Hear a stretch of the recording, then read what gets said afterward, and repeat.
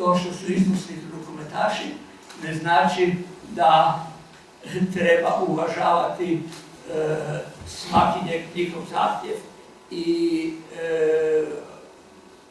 svaki njihov stav.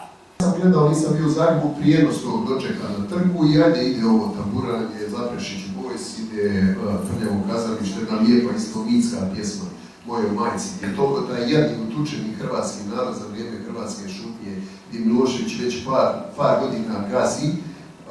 Samo što se spomene, ti si bila zadnja ruža hrvatskom pjesmu posvećenoj majci 89. Hrvati su trnski podinaci. To je bila isto.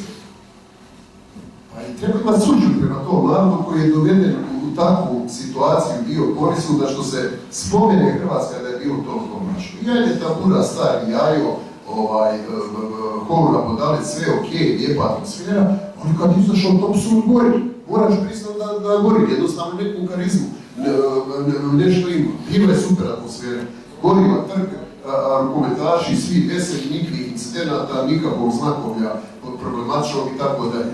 Ajmo onda reći nešto i pohvalno. Evo jedan primjer moralne devalvacije udruge antifašista u Hrvatskoj, gospodine Pusić.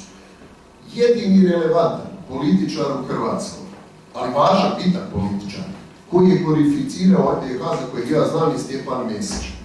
I on to nije radio sa 17 godina, ako Ivica Đikić kad je pisao hvalospjeve Maksu Luburiću u Trnu u ovim duvarskim novinama, nego je to radio sa skoro 60 godina. Da smo pobijedili 10. travnja 1941. da se nemamo šta ispričavati oko Jasenovca i tako da.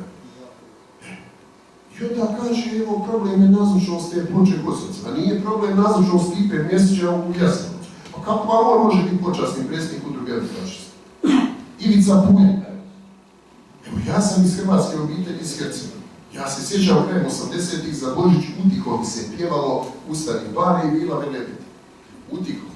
Poslije niko više ne pjeva. Ja ne znam kad se zapravo... Što to vođe?